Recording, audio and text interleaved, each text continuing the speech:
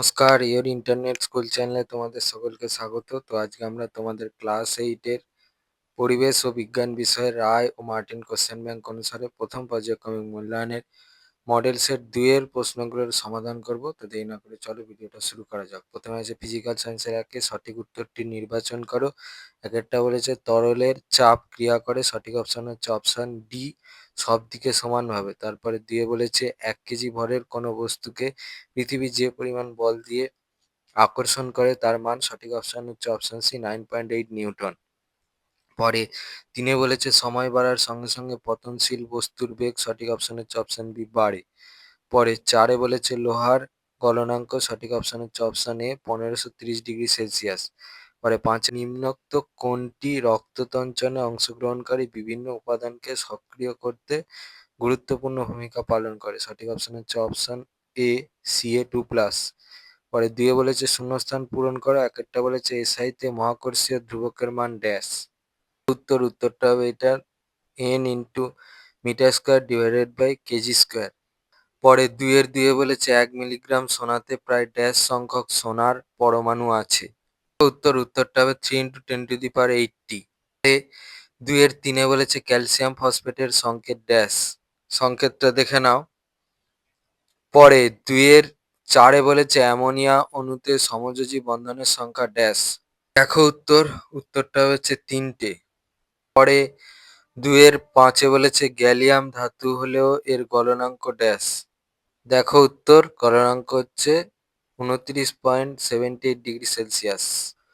পরে তিনে বলেছে একটি বাক্যে উত্তর দাও যে কোনো পাঁচটি। একটা বলেছে এক টুকরো লোহা জলে ডুবে যায় কিন্তু লোহার তৈরি জাহাজ জলে ভাসে কেন? এই প্রশ্নের উত্তরটা থেকে লিখলে হবে, এখান থেকে এই পর্যন্ত লিখবে।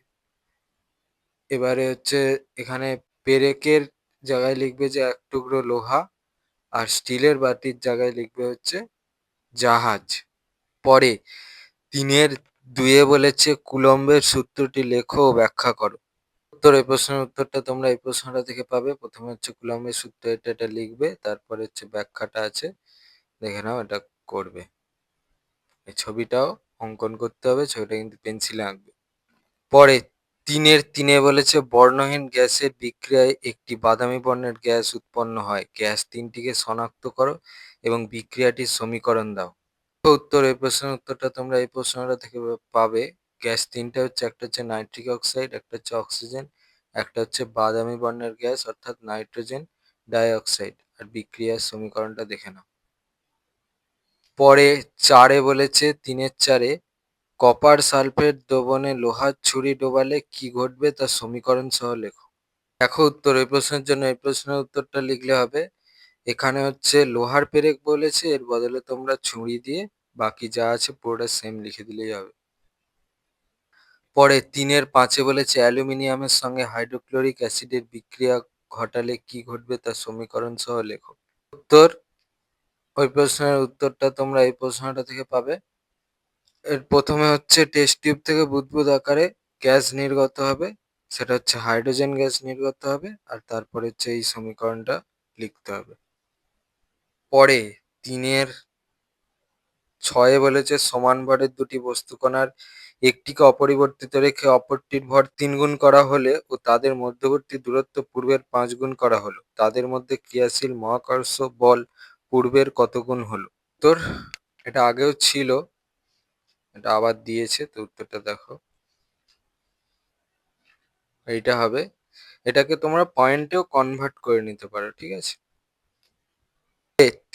7 বলেছে একটি বোতলের জলের ভর 1 কেজি এবং বোতলের মেঝের ক্ষেত্রফল a বর্গমিটার। বোতলের মেঝেতে দেওয়া জলের চাপ নির্ণয় করো। আমি করে দিয়েছি, এখান থেকে চলছে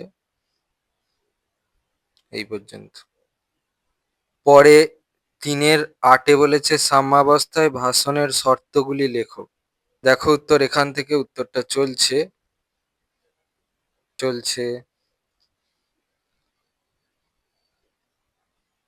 পর্যন্ত লিখবে। লাইফ সায়েন্স পোর্শন একে বলেছে সঠিক উত্তরটি নির্বাচন করো যে কোনো দুটি। একটা বলেছে কোন কোষীয় অঙ্গাণু প্রোটিন সংশ্লেষে অংশ নেয়, সঠিক অপশন হচ্ছে অপশন এ রাইবোজোম। পরে বলেছে কোন প্রাণী কলা পেশি সংকোচন নিয়ন্ত্রণ করে। সঠিক অপশন অপশন ডি। স্নায়ুকলা। পরে ৩ বলেছে বর্ণহীন প্লাস্টিডকে কি বলে? উত্তরটা হচ্ছে অপশন সি লিউকোপ্লাস্টিড। পরে ২ বলেছে যেকোনো ৩টি প্রশ্নের উত্তর দাও। একটা বলেছে জিন কি? উত্তর এই প্রশ্নের জন্য এই প্রশ্নের উত্তরটা লিখলে হবে এখান থেকে এই পর্যন্ত লিখবে। ২ বলেছে কোন কোষীয় অঙ্গাণুতে বহুরূপতা দেখতে পাওয়া যায়? উত্তরটা হচ্ছে লাইসোজোম। পরে ৩ বলেছে মেসোজোমের কাজ কি? এই প্রশ্নের উত্তরটা তোমরা এই প্রশ্নটা থেকে পাবে। এখান থেকে এই পর্যন্ত লিখবে। ৪ বলেছে ডিএনএ এর পুরো কথাটি লেখো।